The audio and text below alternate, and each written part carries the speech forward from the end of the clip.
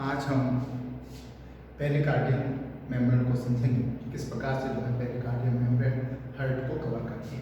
जैसा कि हम जानते हैं कि जो पेरिकार्डियम मेम्ब्रेन है वो एक प्रकार से फाइब्रोसिस सैक है जो हार्ट को कवर करने के साथ साथ उसके रूट की जो ग्रेट वेसल्स है, ग्रेट उनको भी वो कवर करता है।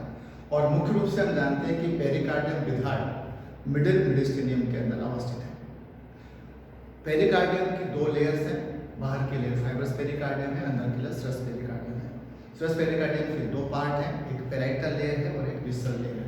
अब हम देखेंगे कि किस प्रकार से रिजर्व के साथ साथ हार्ट के साथ साथ ये root of the great vessels को कवर करती है। डायग्राम को हम समझें, फिर हम उस चीज को समझें। पेरिकार्डियम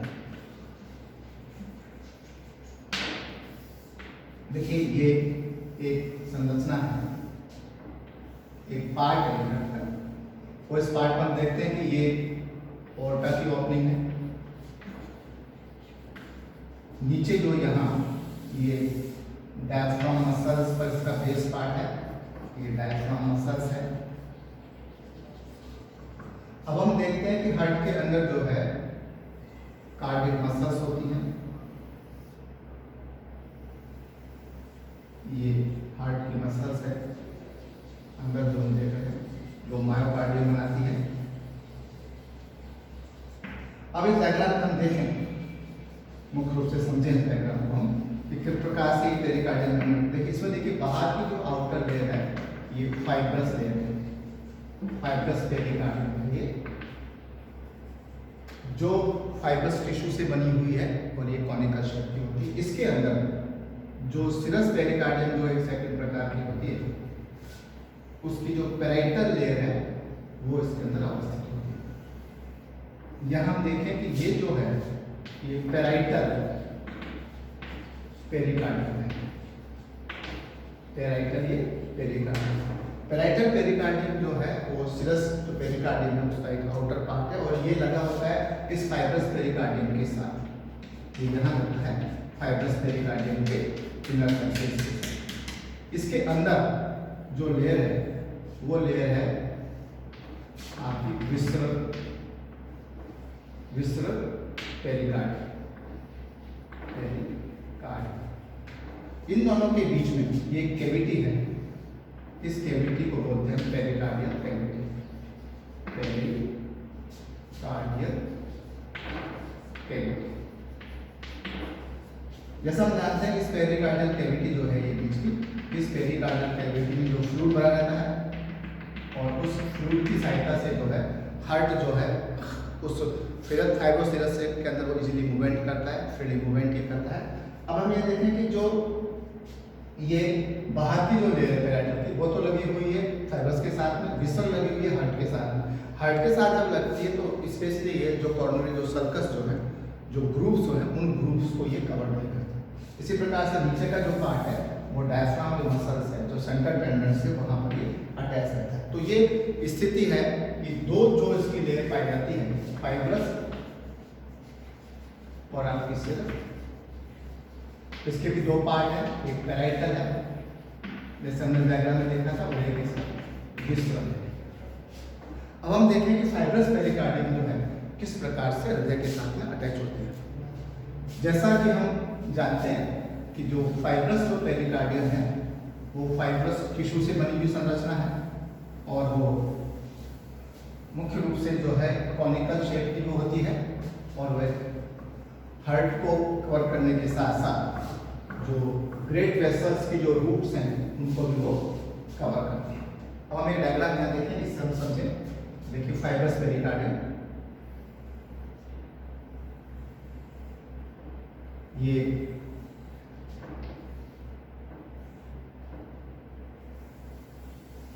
एक कॉनिकल शेप का बना है, इस प्रकार से डायफ्राम मसल्स के साथ अटैच है। अब हम यहाँ देखें कि सबसे पहले यहाँ ये जो है असेंडिंग पोर्टा है, इसमें जो है ये पल्मोनरी ट्रंक है। यहाँ जो है ये सुपीरियर वेना केवा तक होती है और यहाँ जो है इसमें इंफीरियर वेना केवा तक होती है। इसके अलावा जो है यहाँ पोस्टीरियर में जो है 4 पल्मोनरी जो वेंस जो है वो लेफ्ट एट्रियम में जाकर ये हम देख रहे हैं। अब हम एक चीज यहाँ और देखें कि जैसे देखें कि यहाँ एक आउटर लाइन को समझने के लिए ये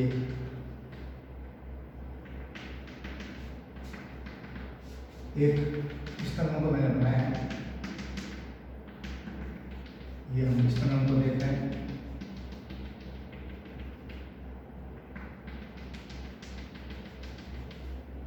अब इस स्टर्नम को ये देख रहे हैं कि ये तो जो है ये सुप्रा स्टर्नल एंगल है, सुप्रा स्टर्नल एंगल है,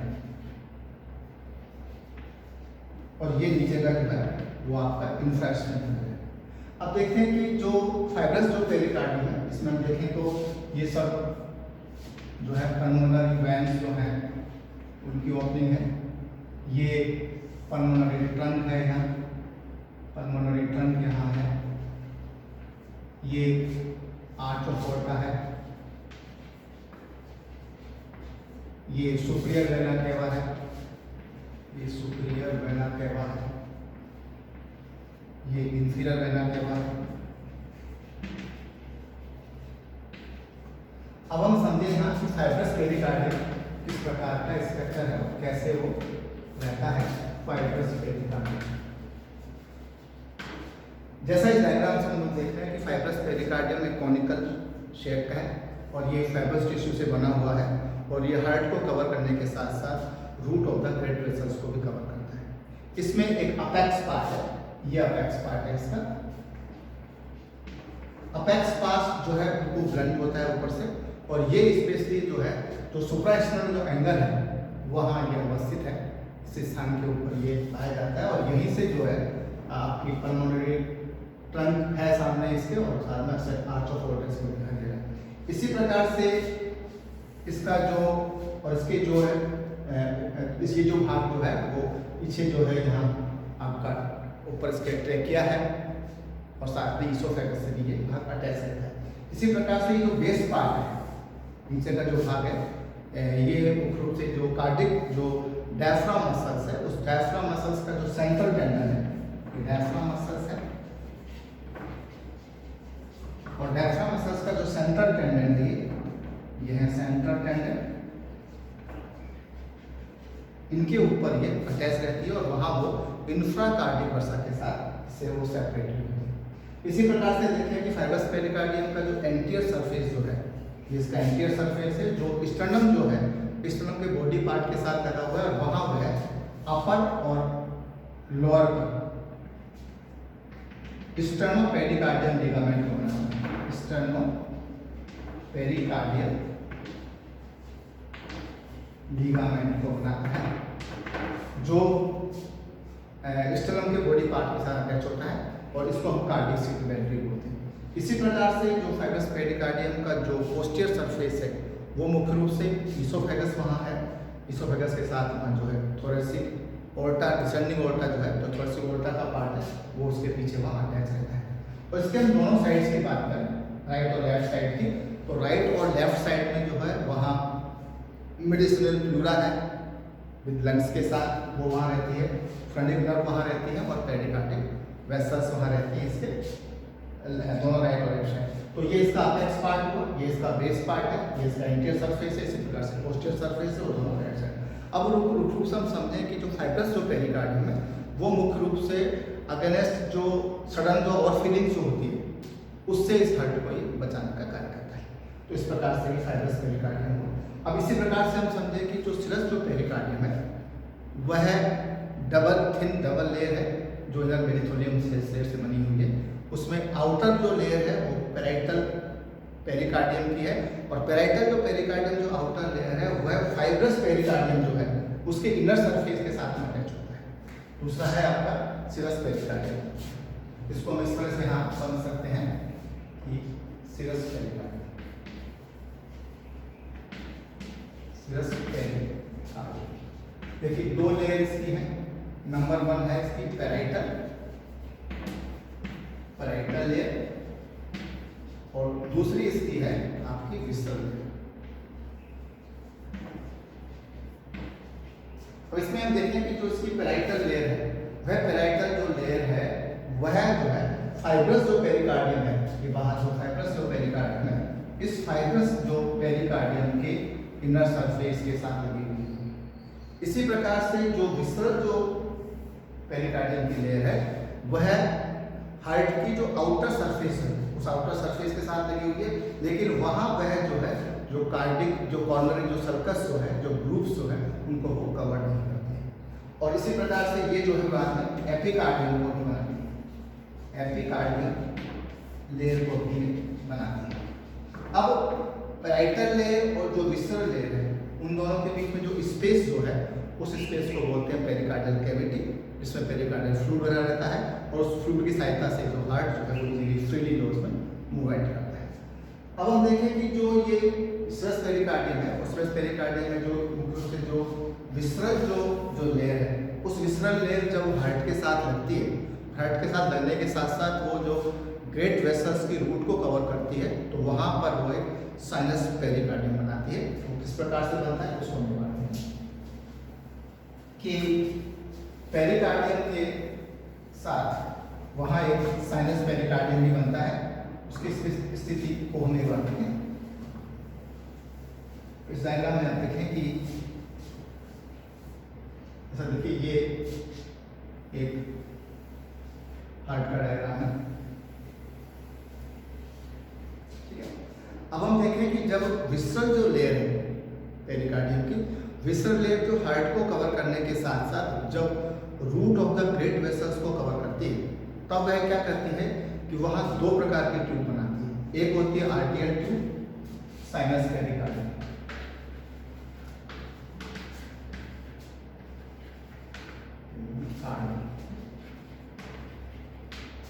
वो जब विसरल लेयर जो तो एक तो क्या बनाती है, वो बनाती है आर्टियल ट्यूब,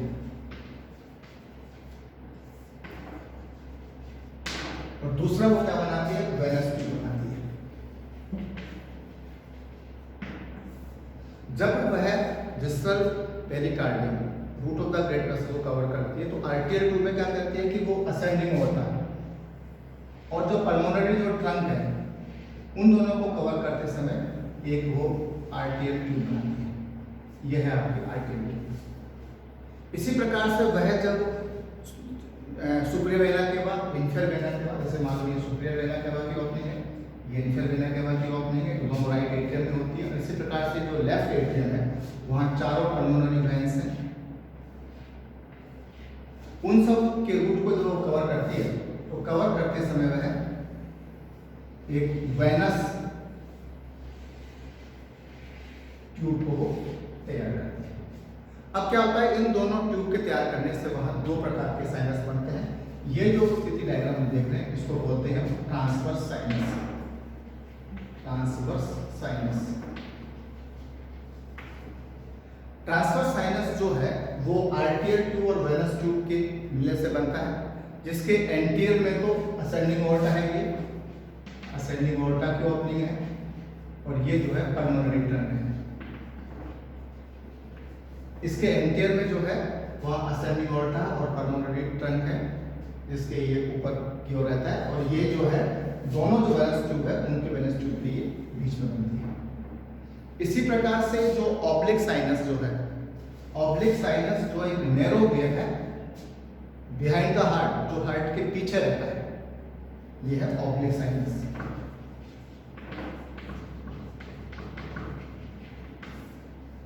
ये नैरो वेव है, बिटवीन द नैरो वेव, और ये जो हार्ट के पीछे रहता है, और इसके एंटीरियर में जो है लेफ्ट एट्रियम में, क्योंकि ये जो चारों जो पल्मोनरी वेन्स जो हैं, ये जो सब जो पल्मोनरी जो वेन्स है वो लेफ्ट एट्रियम में आकर खुलती है, तो उस एंटीरियर में वहाँ लेफ्ट एट्रियम है, और जो पोस्टीरियर जो है पीछे, उस पोस्टीरियर पर पेरिकार्डियम मेम्ब्रेन है, और साथ में इसोफेगस है।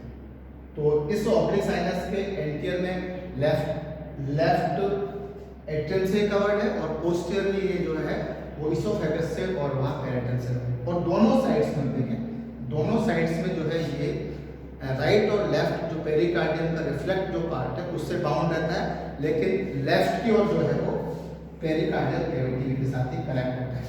इसी कारण से लेफ्ट एट्रियम में जो है वो जो पल्सेशन जो है बहुत फ्रीली, बहुत क्लियरली सुनाई देता है।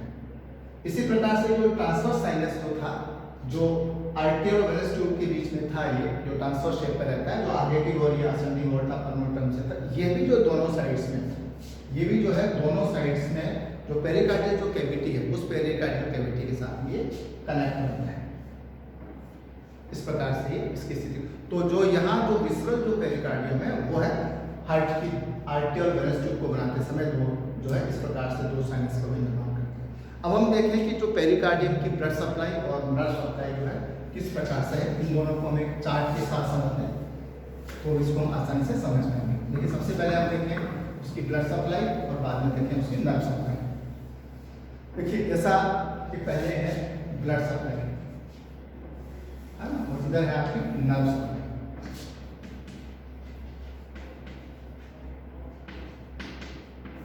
जैसे हम देखते हैं कि जो फाइब्रस जो पेरिकार्डियम है, जो फाइब्रस जो पेरिकार्डियम है,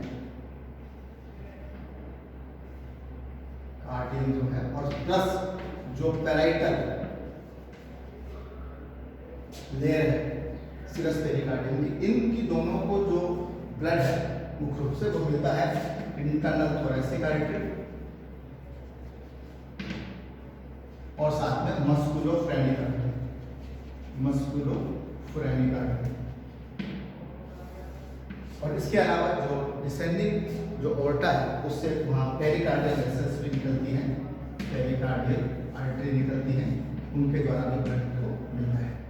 इसके बाद में जो यहाँ जो विसरल जो है, एक पहला ग्रुप बन गया, दूसरा ग्रुप देखें कि जो विसरल जो पेरिकार्डियम है, विसरल जो पेरिकार्डियम है, उस विसरल पेरिकार्डियम को जो ब्लड है वो आपके कोरोनरी जो आर्टरीज हैं उनके द्वारा। इसी प्रकार से नर्व सप्लाई की बात करें कि जो फाइब्रस पेरिकार्डियम जो पैराइटल जो पेरिकार्डियम है, इनको जो है फ्रेनिक नर्व, फ्रेनिक जो नर्व है जो C3, C4 और C5 से आती है उसके द्वारा मिलता है। ये पेन सेंसिटिव होती है, पेन जो है सेंसिटिव होती है। और जो विसरल जो पेरिकार्डियम है इसको जो है ऑटोनॉमिक नर्व, स्पेशली T2 से लेकर T5 जो स्पाइनल नर्व है उनके द्वारा इसको नर्व सप्लाई होता है, और ये पेन सेंसिटिव नहीं होता। तो इस प्रकार से जो पेरिकार्डियम के हमने जो भाग किए थे, में फाइब्रस पेरिकार्डियम और जो सिरस पेरिकार्डियम की जो पैराइटल लेयर है उसकी ब्लड सप्लाई इंटरनल थोरेसिक से, मस्कुलोफ्रेनिक से है, और नर्व सप्लाई जो फ्रेनिक नर्व से है। इसी प्रकार से जो विसरल जो पेरिकार्डियम है उसकी जो है ब्लड सप्लाई जो कॉर्नरी आर्टरी है, कॉर्नरी वेसल से है, और उसकी नर्व सप्लाई जो है ऑटोनॉमिक नर्व सिस्टम से होती है। अब हम देखें कि पेरिकार्डियल फ्लूइड जब बहुत ज़्यादा कलेक्ट हो जाता है तो उसमें एक साइन मिलता है कार्डिक टेम्पोनेट, और उसको जब हम जो कलेक्ट जो करते हैं वो मुख्य रूप से हम लोग करते हैं कि जो स्टर्नम जो है, स्टर्नम जो एंगल है, इंफेक्शन एंगल, उसके लेफ्ट साइड में 5th और 6th जो कोस्टल इंटरकोस्टल जो स्पेस जो है वहाँ से हम निडल पंचिंग करके वहाँ निकालते हैं, उसको अपवर्ड बैकवर्ड डायरेक्शन में ले जाकर जो है बिल्कुल जो स्टर्नम की जो लेफ्ट मार्जिन है, लेफ्ट मार्जिन पर है 5th और 6th इंटरकोस्टल स्पेस पर उसको जो है हम पंचिंग करके जो कार्डियल जो पेरिकार्डियल जो फ्लूइड उसका कलेक्ट करते हैं।